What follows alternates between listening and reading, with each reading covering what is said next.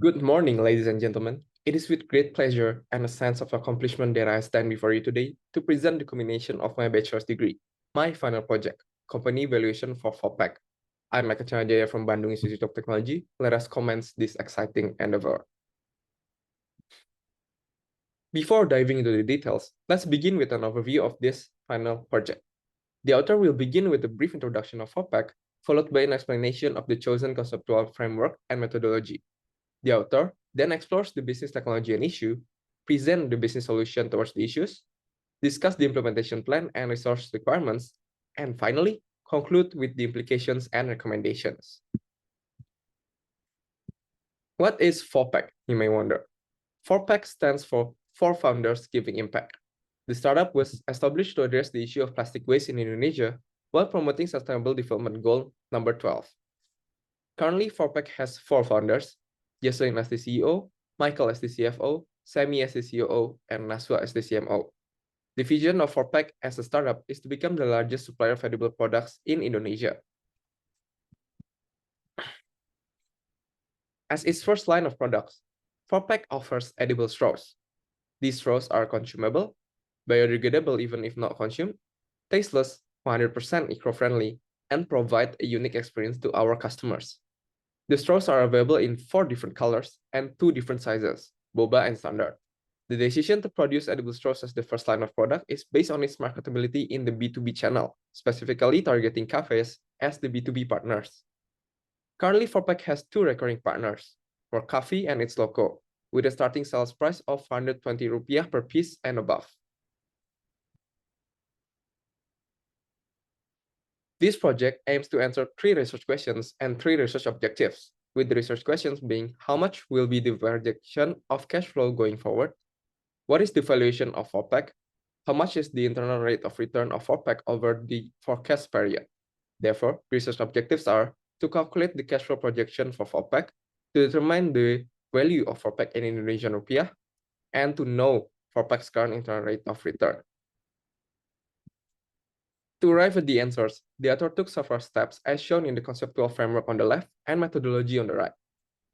On the conceptual framework, the author starts with determining the company activities, which will then be translated into the financial statements such as income statement, balance sheet, and cash flow statement, which then will be forecasted by the author.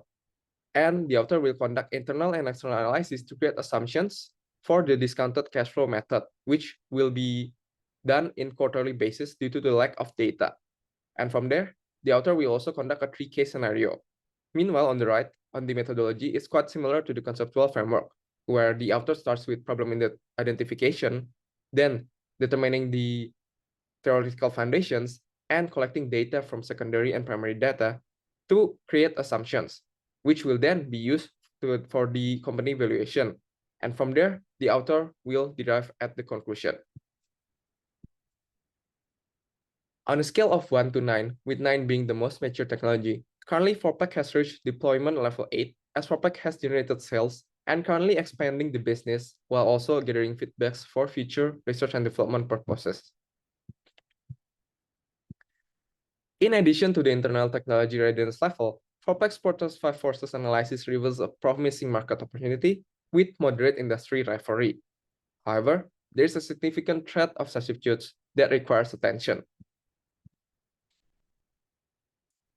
Moving forward, the author conducted a root cause analysis using the 5 whys method to identify the underlying issues currently faced by 4PAC. The visible problem is 4PAC's stagnant growth, as evidenced by 0 sales growth in the last 2 quarters. After conducting interviews with the C-level executives, it was discovered that the inability to scale up resulted from a lack of market coverage caused by inventory shortages. This happens due to the lack of inventory, which is the result of a high cost of revenue and operational costs, due to 4PAC's inability to implement economics of scales in its production process, where it happens because 4PAC doesn't have enough capital to produce in huge quantity. This lack of capital is due to the inability to find investors, which is caused by not knowing the company's valuation. So the root cause is not knowing the company's valuation. To provide solutions, the author will first look at the income statement, then forecast it using a 3-case assumption: best, base, and worst. This income statement is built with the existing 5 quarters of data from 2022 up to the early first quarter of 2023, with additional 7 quarters of forecast up to the fourth quarter of 2024. The author choose to break it down into quarterly basis due to the lack of data and short period of operation beforehand. An important notice, all the financial statements and forecasts made by the author is in Indonesian rupiah. Now, as you can see here, on the actual data, Forpack faces 0% growth over the last 2 quarters of operation. The author will first begin with a base case assumption for this forecast. In the assumption, the author breaks down the revenue with number of sales and average selling price. Meanwhile, the costs are broken down into variable and fixed costs. In this base case assumption, the author predicts a growth of 5 to 7% in number of sales and a constant growth in average selling price of 1% each quarter, reaching to a final price of 115 rupiah per piece in quarter 4 of 2024. Meanwhile, the variable cost consists of materials, packaging, and transportation costs, which is 220, 20, and 10 rupiah per piece respectively. Therefore, the variable cost totals up to 320 rupiah per piece. This assumption is based on the current condition of materials, where in the assumption, the price of materials such as rice flours doesn't go up or down in the forecast period. As for the fixed cost, it will stay the same in all 3 scenarios as it sources from inventory costs.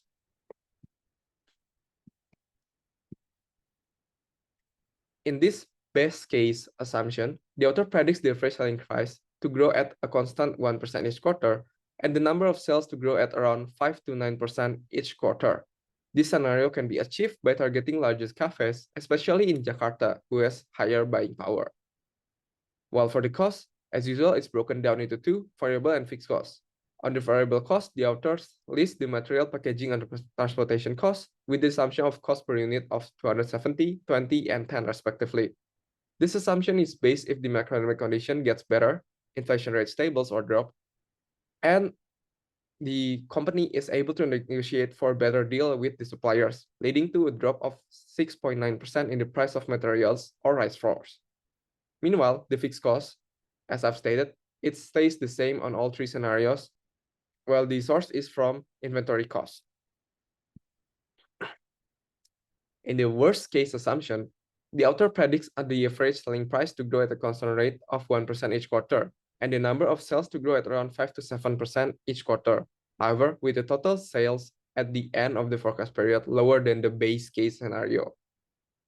For the costs are broken down into 2, variable and fixed costs. On the variable cost, the author lists material, packaging, and transportation costs with the assumption of cost per unit of 300, 20, and 10 respectively. Therefore, the total variable cost for the forecasted period of quarter 2 in 2023 up to quarter 4 of 2024 will be 330 rupiah per piece, an increase of the current total variable cost of 320 rupiah per piece. This assumption is based if the inflation rate gets higher, increasing fuel costs and other costs for materials such as rice flours. Meanwhile, the fixed cost comes from inventory costs, where in all 3 scenarios, the author assumes it would stay the same. In this section, the author provides the balance sheet of the company and its projections under a base case scenario. Other scenarios will be included in the appendix.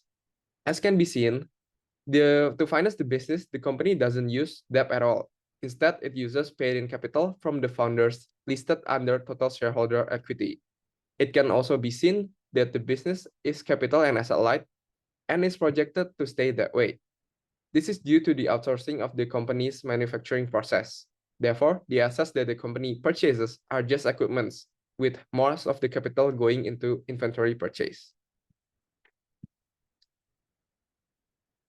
In this section, the author provides data related to the initial investment of the company and its forecast. The entire business is financed by paid-in capital from the founders, written under shareholders' equity. The cash flow and its projection below is created under the base case scenario. Other scenarios will be included in the appendix. As for the capital expenditure, since the company is an asset-light and capital-light business, the capital expenditure consists of equipment purchases only, without the needs of land or building.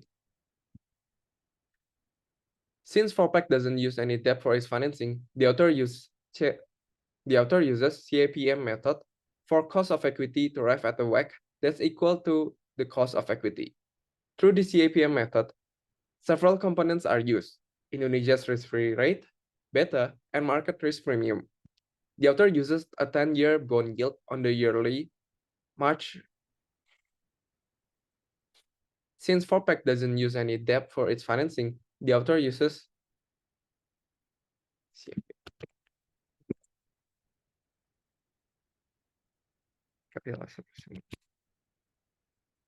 Since 4PAC doesn't use any debt for its financing, the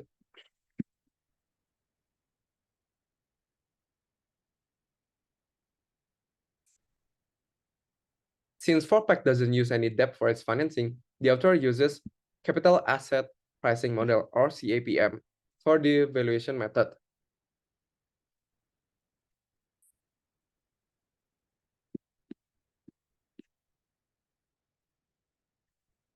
Since 4PAC doesn't use any debt for its financing, the author uses capital asset pricing method for the cost of equity to arrive at a WACC that's equal to the cost of equity.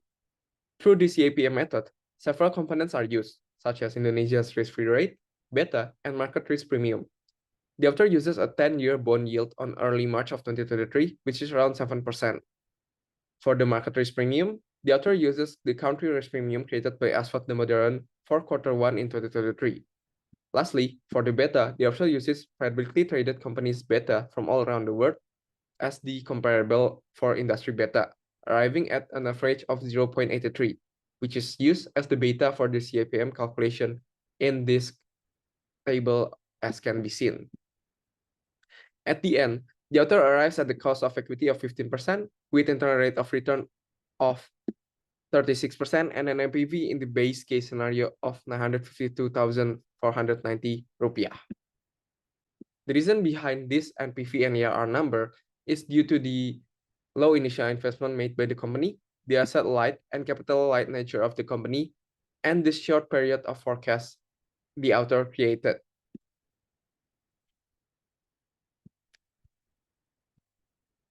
This is the beta calculation, where the author uses various publicly traded companies in the cathode industry from around the world. Now, after knowing the value of 4PAC, here's the implementation plan divided into 3 divisions: finance, operations, and marketing, with durations varying from Q2 of 2023 up to Q4 of 2024. In the finance side, it is required to record all transactions from business activities and arrange financial reports, search for potential investors, and negotiate a deal with potential investors. Meanwhile, on the operations side, it is required to increase machinery utilization rate and increase the inventory. Lastly, for the marketing, they need to increase the brand awareness, build the brand identity, and make marketing and sales report. As seen previously, several resources are needed to help implement the plans listed. Firstly, 4PAC has plans to expand the team in the long run, adding more divisions. However, with the current condition of 4PAC, where they still outsource most of the production overseas, 4PAC won't be adding new members anytime soon, since the C-levels feel a lack of necessity in doing so. Secondly, there would be a need of capital from investors. And lastly, in the long run, 4PAC needs to have their own machineries. But due to the high cost of machineries and no machineries are capable of producing edible straws in Indonesia, 4PAC still chooses to outsource the production process overseas for the near future. In conclusion, 4PAC currently faces a stagnant growth, and after reviewing the cost analysis, turns out the main issue is due to the not knowing company's valuation. After calculating the value of 4PAC using 3-case scenario, all 3 NPV and ARR are acceptable with an NPV of 1.2 million rupiah, 952,490 rupiah, and 450,000 rupiah, and ARR of 42%, 36%, and 24% under best case, base case, and worst case scenario, respectively. Then the author creates an implementation plan to be carried out. That is all. Thank you very much for your attention. Now I'm ready to take your questions.